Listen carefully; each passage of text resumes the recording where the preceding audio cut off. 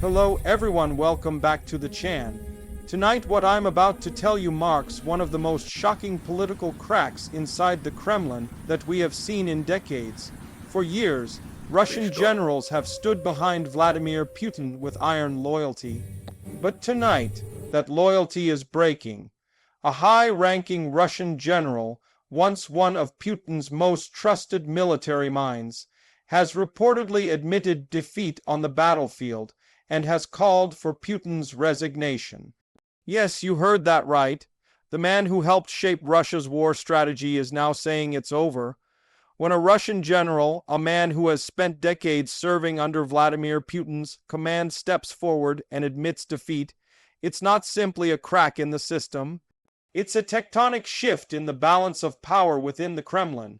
For years, the Russian military has been the steel spine of Putin's authority, bound together by loyalty, fear, and propaganda. But when that spine starts to bend, the entire structure begins to tremble. This isn't just another insider expressing frustration. It's a symbol of something much deeper. The moment when fear gives way to truth. Think about it. In a regime where dissent is punished, where silence is survival, a general admitting defeat is practically signing his own political death warrant. And yet, he did it anyway. That tells us everything we need to know about what's happening behind those guarded Kremlin walls. The loyalty that once defined Putin's inner circle is eroding. Those who were once unquestioning soldiers of his ambition are beginning to see what the rest of the world already knows, that this war has become an unwinnable disaster. The general's admission isn't just an act of honesty. It's a cry from within the system itself, an echo of frustration that can no longer be contained. Inside Russia's military hierarchy, obedience is everything. Generals don't just follow orders, they enforce them with precision. Their words are measured, their loyalty absolute. For one of them to publicly break that code means the pressure inside the Kremlin has reached a boiling point. Behind closed doors, there's panic. Reports suggest growing divisions between the old guard still clinging to Putin's vision and the new generation of officers who see the reality on the battlefield. A reality that no longer matches the propaganda being broadcast to the Russian people. The general's admission of defeat exposes that fracture for the first time, showing us the beginning of a rebellion not of arms, but of truth. This isn't about one man losing faith. It's about an entire institution starting to question its purpose.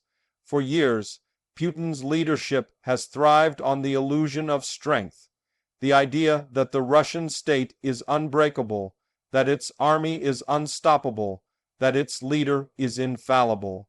But illusions are fragile. They can shatter with a single statement, a single moment of truth from someone brave enough to speak. And that's exactly what this general has done. His words have traveled faster than any weapon, reaching the hearts of soldiers, officers, and citizens alike, who have long suspected what's really happening, but never dared to say it aloud. The timing of this admission is equally explosive. As the war drags on, as economic sanctions deepen and casualties rise, even the most loyal within Russia's power structure are starting to ask themselves how much longer they can keep pretending that victory is near. When the man closest to the front lines, the one witnessing the losses firsthand, says the war is lost, it carries a weight that no government statement or propaganda clip can erase. It's not just defeat on the battlefield.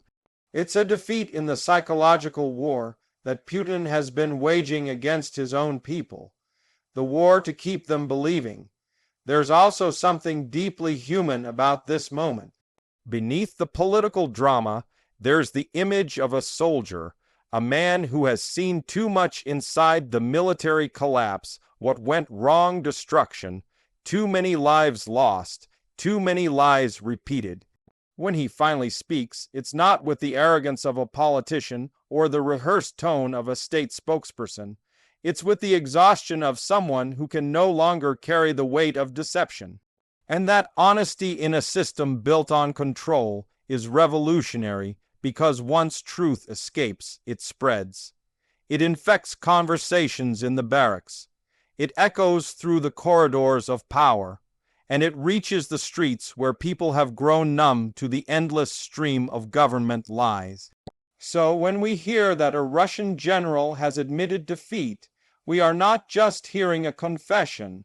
We are witnessing the first visible crack in Putin's armor, the moment when loyalty turns into disillusionment and disillusionment turns into defiance. In political terms, this is how empires begin to fall, not with an explosion, but with a whisper of truth from within, and tonight, that whisper has become impossible to ignore. When a top Russian general admits military failure, it's not just a statement.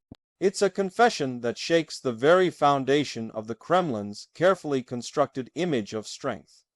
For years, Putin's government has projected power, confidence, and control. But behind the curtain, that facade is cracking. The general's words slice through layers of propaganda and reveal a harsh, undeniable truth. The war is not going according to plan. In fact, it's unraveling faster than anyone inside the Kremlin wants to admit. This isn't the voice of an enemy or a foreign critic. It's the voice of someone who's seen the devastation firsthand, the chaos, the confusion, the futility, and can no longer lie about it. That moment of truth is explosive. It's rare enough to hear an admission of failure in any authoritarian state. But when it comes from within the military, the backbone of Putin's rule, it's a sign of collapse. The general's acknowledgement that the Russian army is bled dry is more than a military assessment. It's a moral verdict on a war that has lost its purpose. Troops are exhausted, supplies are dwindling, and morale has plummeted to an all-time low. What was once sold to the Russian people as a quick, decisive operation has turned into a long, draining nightmare. And now the cracks are too large to cover up with patriotic speeches or state-controlled headlines. What makes this moment even more gripping is the silence that surrounds it. The Kremlin has built its power on suppressing bad news, on controlling the narrative so tightly that even whispers of dissent vanish before they spread. Yet this confession couldn't be contained. It slipped through the iron curtain of censorship and found its way to the world. A rare moment when truth outruns fear inside Russia. That kind of honesty is dangerous. It defies every principle of Putin's obedience, loyalty, and the illusion of eternal strength. When a general breaks that code, it doesn't just expose a failed war. It exposes a failing system. Behind those few words, "we cannot continue," lies a battlefield of suffering and confusion. Soldiers have been sent into impossible missions with outdated equipment, broken communication, and dwindling supplies. The general's admission confirms what so many reports and intelligence leaks have hinted at. The Russian military is stretched thin, fighting battles it cannot win under a strategy that no longer makes sense. But to admit that publicly, that's like detonating a political bomb inside the Kremlin itself. It challenges the core narrative that Putin has built, that Russia is strong, that the West is weak, that victory is inevitable. Suddenly, that story doesn't hold up anymore, and here's the political danger. Once the public hears one confession, they start to suspect there are more. One admission of failure creates space for others to speak quietly at first, then louder. Within the ranks, officers begin to question orders. Within the government, advisors start to doubt leadership. Within the public, citizens begin to wonder what else they've been lied to about. That's how a single voice can ignite a movement, not through rebellion, but through revelation. And that's exactly what this general statement represents. The beginning of truth pushing its way through decades of deception. The psychological impact of this cannot be overstated. For years, Russian propaganda has portrayed the military as untouchable, disciplined, victorious, unstoppable. The admission cracks in the Kremlin. The generals speak out of defeat shatters that illusion. It sends shock waves through the ranks, through families with sons on the front lines, through a society taught to worship its military power. The general's words don't just describe a military setback. They redefine the narrative of the entire conflict. What was once seen as a patriotic duty now feels like a senseless tragedy. What was once framed as defense now looks like destruction. And the more people begin to see that, the weaker the Kremlin's grip becomes. It's also important to understand the courage this act took. In Putin's Russia, speaking the truth is not a political act. It's a dangerous one. Generals have been demoted, silenced, even imprisoned for less. So for this man to step forward and say the words, "We are losing," it signals a breaking point, a moment when personal conscience outweighs political fear. He's not just admitting defeat on the battlefield. He's declaring independence from the lies that have kept the system alive. That's the real power of his statement. It's not just about military failure. It's about reclaiming the truth in a country where truth has been outlawed. And as that truth echoes through Russia's corridors of power, one thing becomes clear. Once a general admits defeat, the war for perception is already lost. The Kremlin can deny it, spin it, censor it, but they can't erase it. The damage is done. The myth of invincibility is gone. And in that silence after the confession, you can almost hear the foundations of Putin's authority beginning to shift. When a Russian general steps forward and demands Vladimir Putin's resignation, that is not merely an act of defiance. It is a political earthquake. In a regime built entirely on loyalty and fear, this kind of statement cuts deeper than any foreign sanction or military loss. It signals something the Kremlin has always feared most: internal rebellion. For decades, Putin's strength has relied on one principle: that no one within his circle dares to question him. But now that silence has been broken. The moment a general challenges his authority, the myth of Putin's untouchable leadership begins to crumble. And make no mistake, that's not just news. That's history in motion. The significance of this demand cannot be overstated. In Russian political culture, where obedience is currency and dissent equals exile, a general calling for Putin to resign is unprecedented. It's not just criticism of policy. It's a direct strike at the heart of the power structure. The message is clear. The leadership has lost touch with reality. The war, once touted as a grand mission to restore Russian pride, has turned into an embarrassment that even the architects of the strategy can no longer defend. The general statement, according to reports, accused the Kremlin of making decisions from fear, not from reason. Those words sting because they're true. They pierce through the propaganda and expose what's really happening behind those heavy Kremlin doors. Panic, confusion, and desperation. What makes this moment even more powerful is who it comes from. This isn't a protester on the street, not a journalist in exile, not a Western analyst. It's a man who stood shoulder to shoulder with Putin's closest allies, who served the system faithfully, who believed in the promise of strength and stability. For that man to now say enough is to declare that the foundation of Putin's rule, absolute loyalty, has fractured. And when loyalty collapses at the top, the entire chain of command begins to tremble. Every minister, every general, every advisor now has to ask themselves the question they've avoided for years. What happens when the leader is no longer fit to lead? The psychological effect of this act reverberates far beyond the military. Within Russia's elite, there is fear not of the West, not of NATO, but of Putin himself losing control. For 2 decades, his image has been carefully crafted as the embodiment of Russian power. Strong, decisive, untouchable. But power in politics is perception.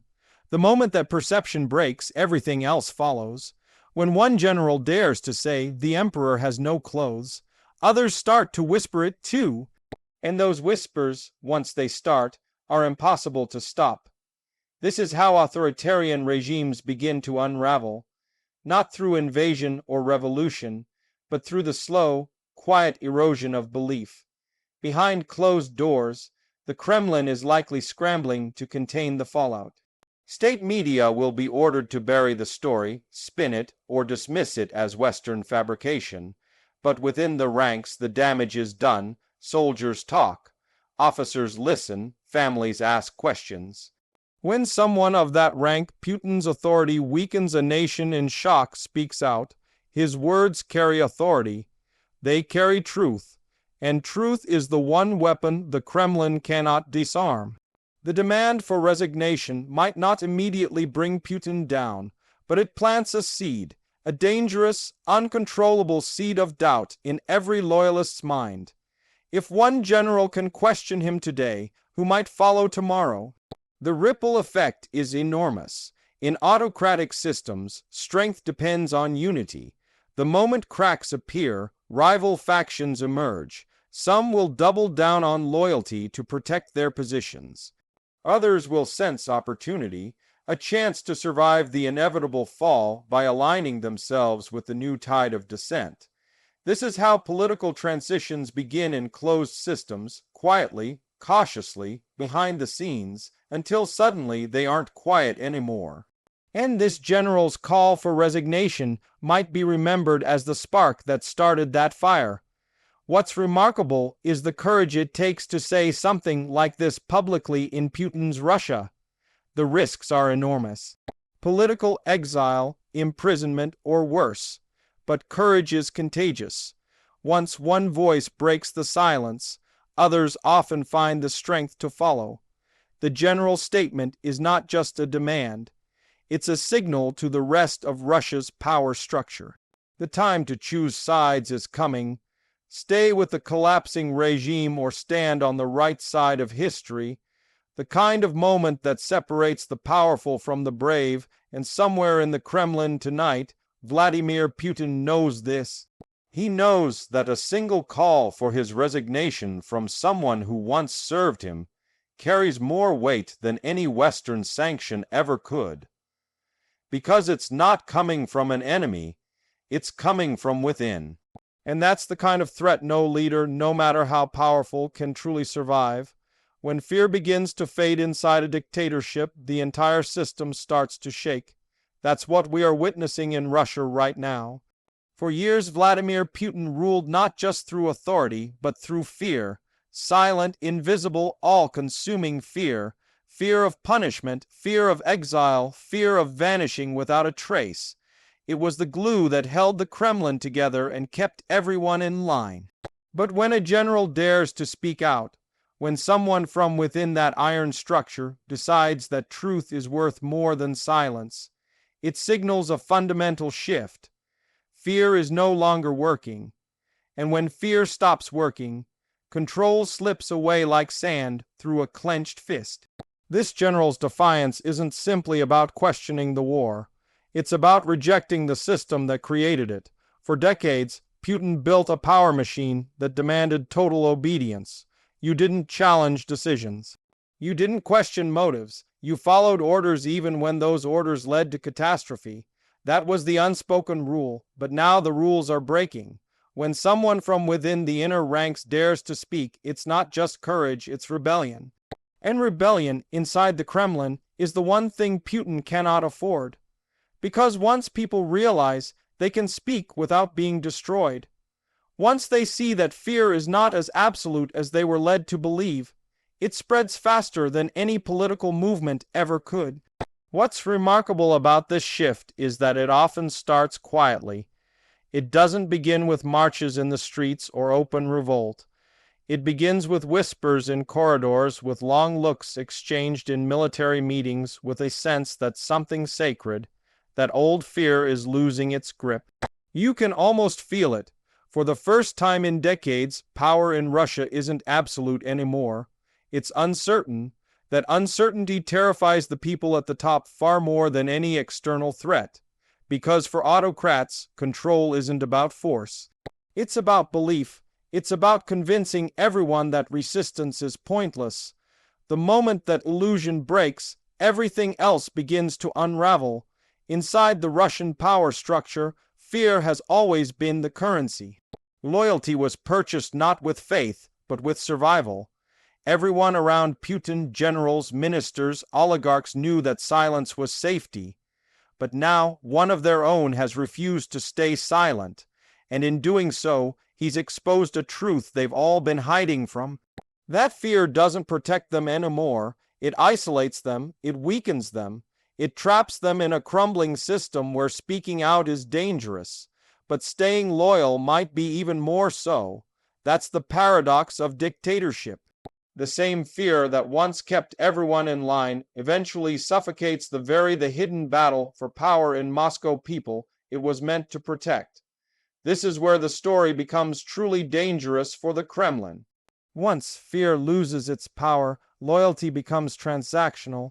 People stop believing in the leader and start believing in survival. Every official, every general, every political ally begins to think, what happens if this regime falls? Who do I stand beside then? That question whispered in the dark is more threatening to Putin than any Western sanction or battlefield loss. It's the sound of his empire turning inward, of the machine beginning to question its own existence.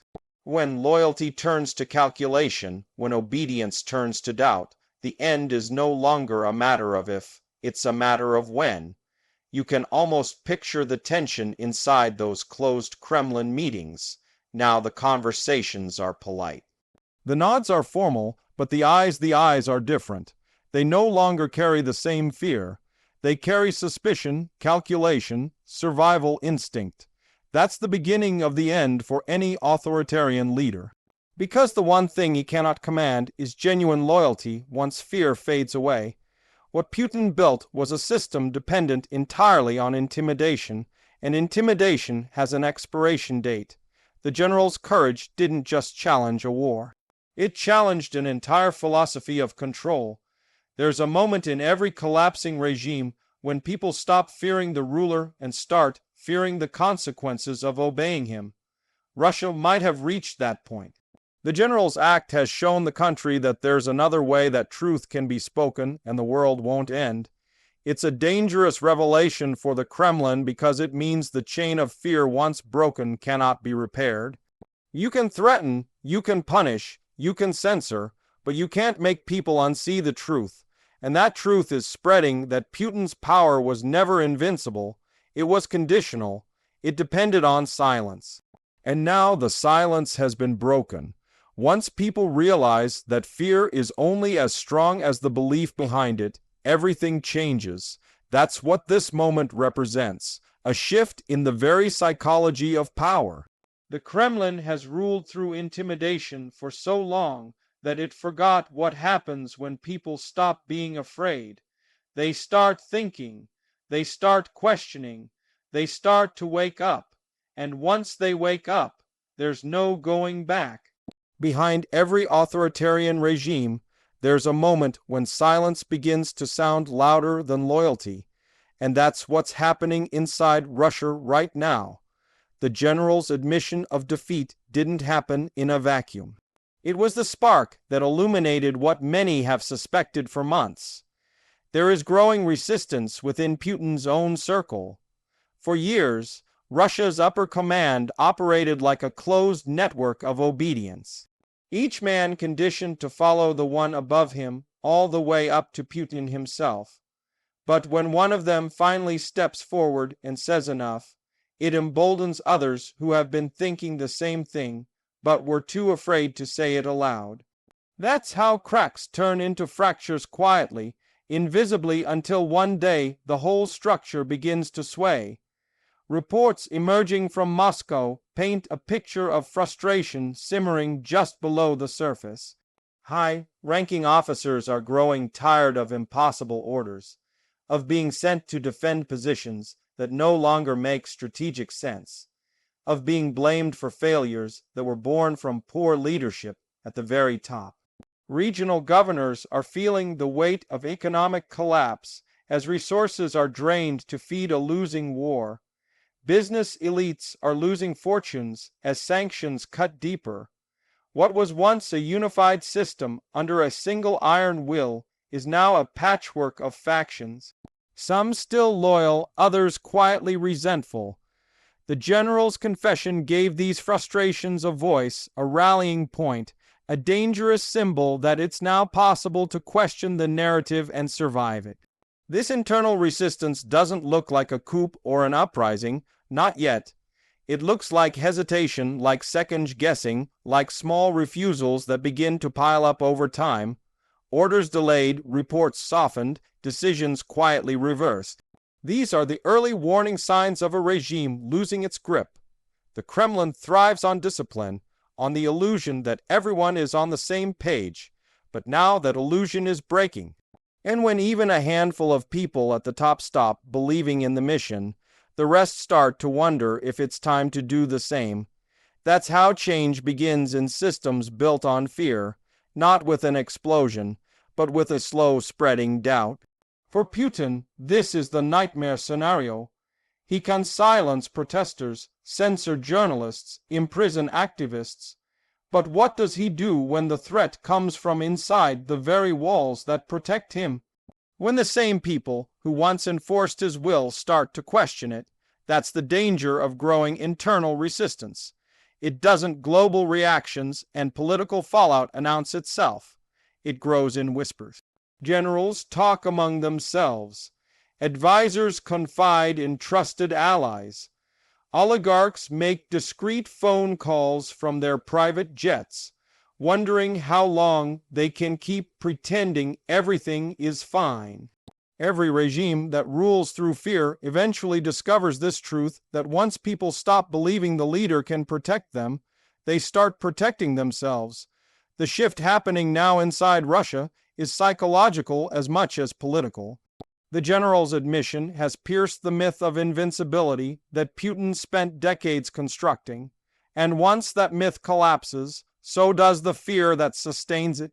Other military figures are beginning to express doubts, quietly at first, behind closed doors, using coded language in meetings or cautious statements in internal reports. Some are calling for restructuring or strategic reassessment, polite euphemisms for what they truly mean, change leadership before the system implodes. The political class, once unified in its devotion, is now divided by its own survival instincts. But this isn't just about military frustration or political fear. It's about exhaustion. Russia's elites are tired. They are tired of justifying a war that no longer has a clear objective. They are tired of explaining losses as victories. They are tired of pretending that the state is strong, when everyone inside it can feel how fragile it has become.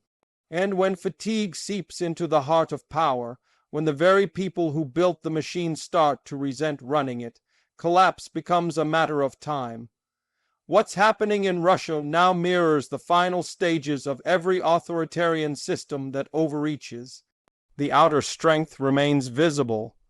The speeches, the parades, the declarations of power, but beneath the surface, unity dissolves. People begin to act for themselves. Information leaks, decisions stall, rumors replace orders, and before the world even realizes it, the once mighty structure begins to hollow out from within. That's where Putin's Russia is heading.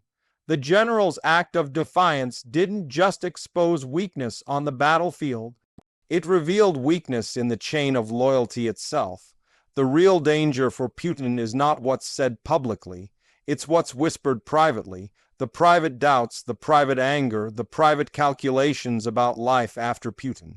That's the quiet revolution no dictator can stop. The general's words lit the first fuse.